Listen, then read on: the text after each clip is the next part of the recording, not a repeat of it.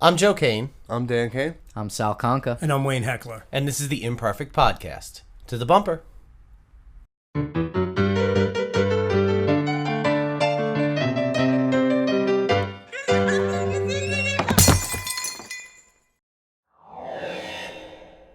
This week in the news. J.J. Abrams has announced that he will not be recasting the character of Chekhov in future installations of Star Trek after the unfortunate passing of actor Anton Yelchin. The Netflix series Making a Murderer has been officially picked up for a second season. Power Rangers movie has released new pics of the new costumes. They look pretty sweet. Director, actor, producer, and writer Gary Marshall passed away this week at age 81. He's known for Pretty Woman, Dick Van Dyke, Princess Diaries, Odd Couple, Happy Days, and Laverne and Shirley, just to name a few. He's a big influence here at us at Heckler Kane, and our thoughts go out to his family. And that's the news.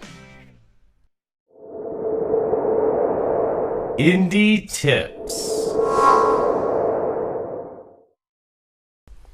All right, so here's a list of gear that every indie filmmaker should have. First of all, number 7 on our list is the editing program. You need some kind of editing program to get going. Basically, I've personally used Final Cut and iMovie, iMovie is basically a simple version that comes free on the Macs. You can also get it on your phone. You can get it on your tablet. Really easy movie editing for basics, and it's free.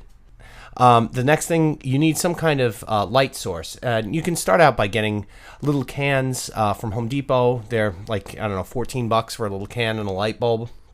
Or you can get into something like an LED panel for relatively cheap. Obviously, number 5 on our list is, and we're counting down the list real quick, the number 5 is cables, clips, and SD cards. All your basic things that you're going to need. That's pretty self-explanatory that you need those things.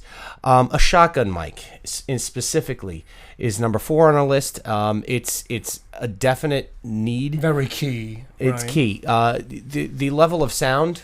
You guys, Sal and Dan, have both worked as soundmen on different projects. What are your input on using the sound in a shotgun mic? Yeah, I mean, you can't beat it, for one. Yeah. The circumference that it picks up, I guess, compared to other types of microphones is really the key, right? So you're able to pick up things from different angles and be able to get those different shots. When you're using like a boom stand or something like that accompanied with the shotgun mic, you can get all sorts of sounds and make sure that you're not picking up ambient noise and things like that. It brings the level of your production up exponentially. Now I have a couple of suggestions, 3 suggestions. They're all in about the $300 range for the shotgun mics. Audio-Technica makes an AT897. That's the one that we use personally on most of our projects. Sennheiser MKE600 or the Rode NTG2. Any one of these mics are all comparable. They're all in the same price range, around the $300 to $400 range.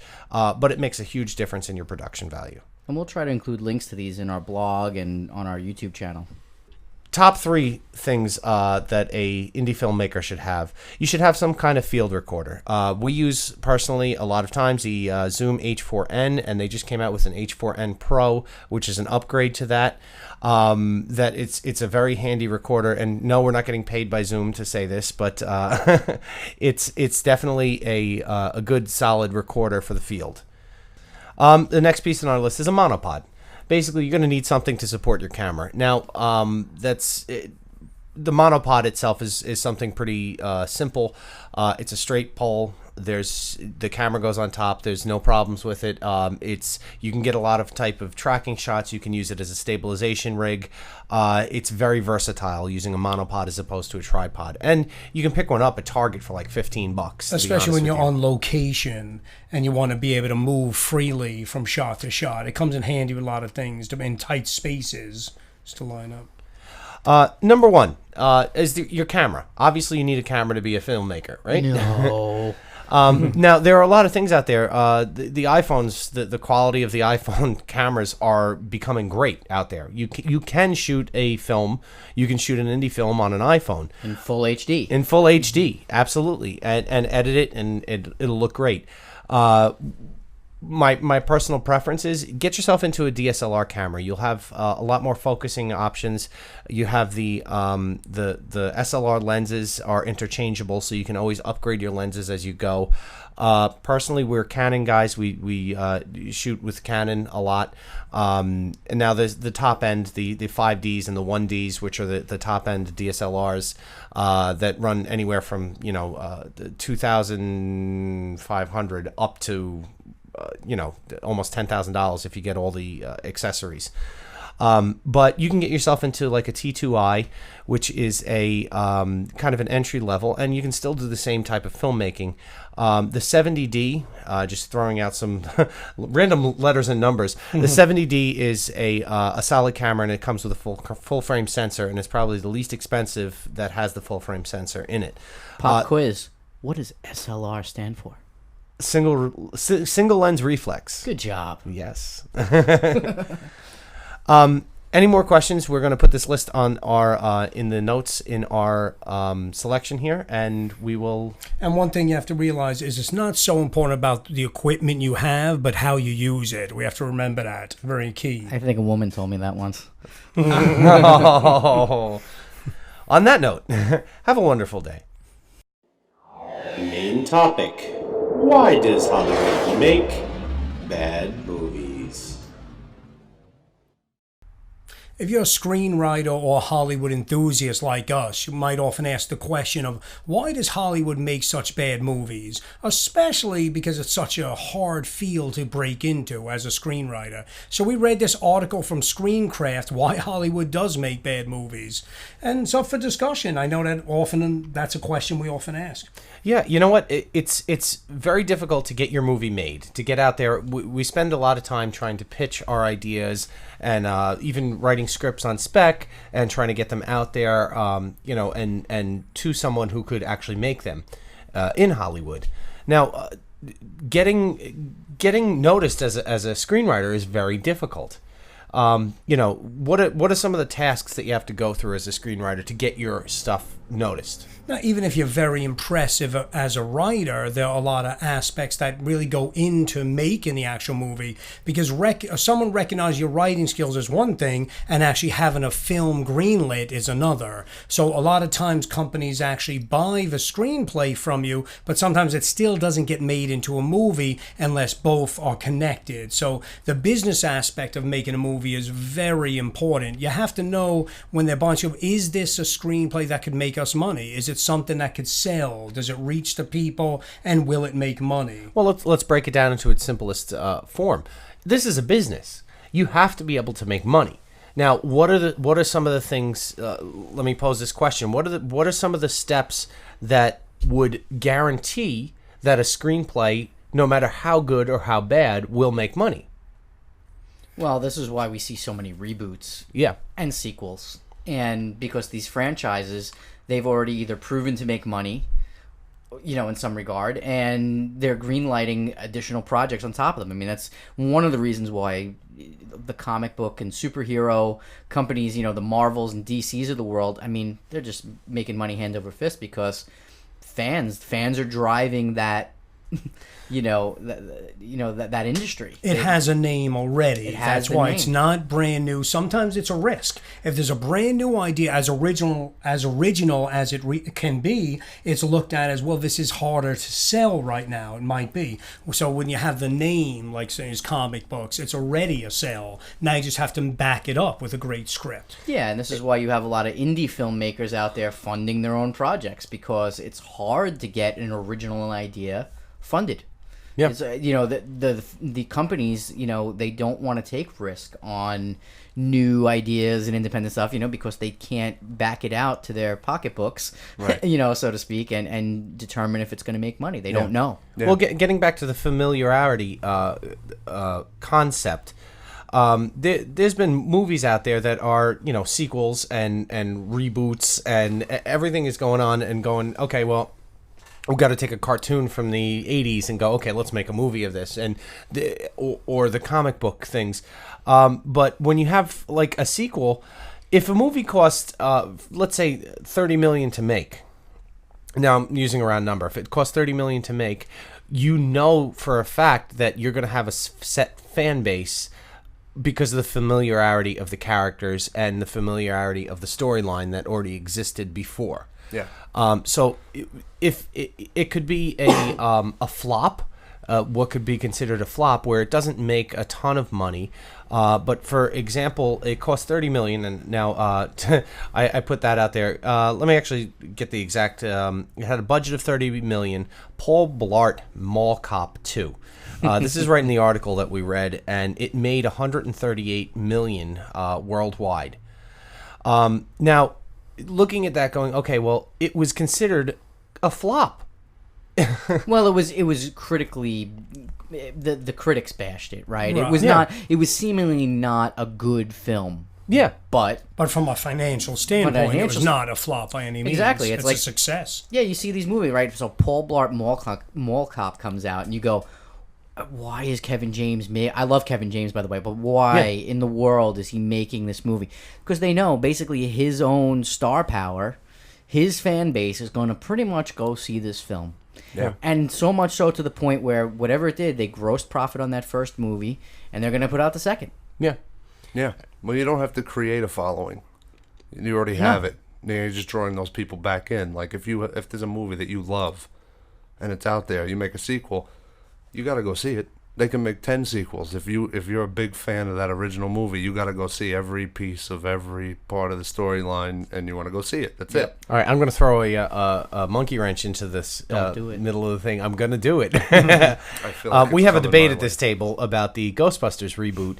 It's a huge risk. It's a huge risk. It's absolutely a huge risk. Now, half the table goes, okay, it's going to be something that's palatable, I suppose, or it's going to be something that you have to go see because you're a fan of the original.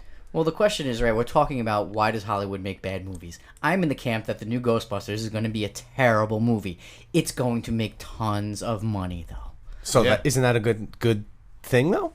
Well, it's good for the movie companies and things like that. Is it good for the struggling actors and filmmakers of the world that don't understand why their film can't get made, and why is the Ghostbusters reboot happening, in this way? It's a question. It becomes a Yeah. question of art and business. That's why a lot of the films, when you think like the really artsy films that are really such high quality, they'll win the film festival. But will they be economically successful as well? And sometimes no. And real filmmakers, even the ones that make the decisions, they know the difference between a high quality movie and one that's just there making money. So we can't forget that. And one other thing I'd love to bring up is this. When a movie is bad, our first approach is to blame the writer. And, somebody has to be the fall guy, I guess. But all too often, a writer can have a great idea, and as it's going up the channels, people make changes. They insist on changes, and sometimes it's even just rushed. The post-production is rushed. Say, hey, we're knocking this out, like it or not. They figure they're still going to make this much money, so it's not as important to make that great film. Nothing like running out of budget at the last minute, right? Yeah. We didn't have enough money for that last CGI scene. We're just going to cut it. And wait, that was an essential piece of the storyline. Oops, sorry. Yeah. And that makes the writers look bad too sometimes when you have something that lands on the cutting room floor. Right. And we have to remember, all writers, if you're getting up to that stage, you've proven yourself already. There's plenty of things that were successful before that point, just like the article was indicating that as well. They're successful at writing, they made their name, and now they're given chances. Sometimes it doesn't go well, sometimes it does, but they're not there because they're bad writers. What does it take to get on top as a good writer? You have to separate yourself. You have to have a strong voice, a unique voice, as a writer, and prove to yourself that you can follow up. You're going to be there. You're going to meet the deadline as well. Sometimes you're asked to write something. If you're a great writer but you can't meet the deadline, obviously that's not a... I'm going to disagree with you. You don't have to be the best writer. What I'm thinking is, and my philosophy on this is, you have to have that one film that made a difference, that stood out a little bit, whether it's your writing or not that has done it. You have to have one film, and if that one film says, okay, that this person is a writer, you then get a chance to keep going on. Recognition. Yeah, Recognition, exactly. If you don't get recognized, you're kind of just. I guess is how you floating along. define being a good writer then. What does that actually mean? Does it mean you're the most artsy person, or you know how to write a story from beginning to end that has many elements that the audience could relate to? Yeah, I mean, there's no doubt to get a feature film sold and produced, right? I mean, without the script, the idea is just the idea. I mean, I say it all the time. They're just floating around. Anybody, we sit around and every week I think we got 5 new ideas for a film, something. But, without the script and without the actual components of it pieced together, the idea is it can't come to life without those elements. So that's what, it takes those two components, having an idea you can sell that's, palatable to a wide audience, but having the script and the structure and the rest of the pieces to back that up. Right. And the follow through to actually get it done from script to post production to the actual showing of the feature. It does take a lot of ambition and a lot of work, but. So Dan, what are some of your favorite bad Hollywood movies? You got any favorite bad movies? I don't know if I enjoy bad movies. No? Yeah. What about any sequel franchises that you thought shouldn't have gone the distance? I mean, I'm actually in the rare that I'm a big Godfather fan, and I'm one of the few people that actually enjoy the third movie. Not to say that it's anywhere near the first two, and I think it gets compared to those, and so it's it's nothing compared to them. But I actually think it's underrated. I actually enjoy the movie, so I can't really say that I was mad at that one going further. So do we think that's an example of the third movie shouldn't have been made? It wasn't necessarily very good, but because of the franchise, they knew it was going to make money no matter what? Yeah, absolutely. They knew it was going to make money. That's a huge name in movie history, The Godfather, and basically got bad reviews but made money. So, sure. They can make Godfather 12 and it'll probably make money. So well, it gets back to the whole idea of the sequel thing. You're going to be it's got a name. Yeah. It has the name. Yeah, absolutely. Now, bad films. This article has a nice, lovely picture of John Travolta in a lovely ensemble. So this article ended up. The reason we're talking about this, and this article was one of our most engaged tweets online, and you can have fun with us on Twitter at Heckler Kane Inc. But the reason we wanted to talk about it is because a lot of people seem to relate to this topic, and in the picture used as the featured picture for the article was John Travolta in Battlefield Earth, which is coined no less as the worst film ever made. So, I never really looked into the backstory before on Battlefield Earth. I just thought it was a terrible movie that John Travolta made, and for some reason I said, why did he even make this movie? I never thought to look it up. Apparently, though, with his ties to Scientology, it was a film that Travolta was pushing to have made for a long time. It was about L. Ron Hubbard's novel, specifically, and all the major studios ran for the hills. None of them wanted to make it. He couldn't get the movie produced. Because of his ties to Scientology. Because of the movie's ties to Scientology, essentially, right? So not necessarily Travolta, because they put him in movies. It's just it was the context of the movie that was keeping people away. And it was his pet project, is that right? This was his pet project, and a production company, we'll leave unnamed. You can go to Wikipedia to find it out. But a production company that basically specialized in rescuing stars and stalled pet projects picked this up. Travolta was signed as a co-producer. He ends up dumping millions of dollars into this movie. I think the company ended up being sued for fraudulently claiming the budget was $31 million more than it actually was. Whole lot of issues with this film in general. And, It's not like you ordered an extra stapler at the office. Oh, no. It was just a disaster all around with this film. And, Travolta, obviously, he's an icon in the film industry. He's done so many great things in independent films and major blockbusters. And so this film, just in general, it got made, but it ended up having to be funded privately for the most part. He got a production company to pick it up. Not anybody major. None of the majors would touch this film.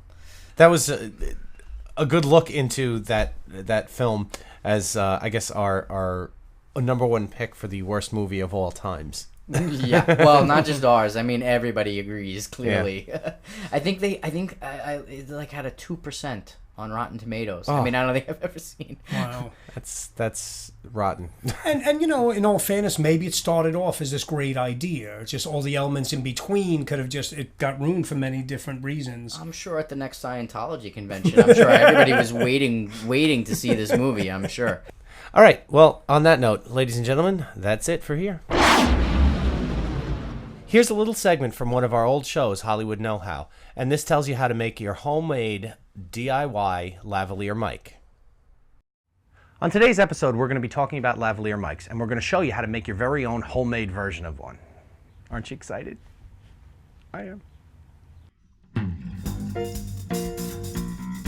The first thing you will need for this build is an old pair of headphones, the kind that comes with your smartphone. You will need a small black binder clip and a pair of regular old wire snips. This little rectangular piece is actually a microphone. You will need to snip off the earbud that is above the mic. Then snip off the other earbud that is at the Y section. Be sure to snip off the one without the mic. The binder clip is a simple way to attach the mic to your shirt. You could also just use a small piece of medical tape. We found a free app called Rode Rec LE. It works 1,000 times better than the onboard recorder that's in the phone. You can set up a new recording and just hit record. And this becomes your lavalier mic. It's a high quality sound for no money, just repurposing an old headset. Drop the phone in your pocket and attach the new lav to your lapel. The cheap and easy solution for a lavalier mic. To find the full episode of this Hollywood Know-How, please search for Heckler Kane on YouTube.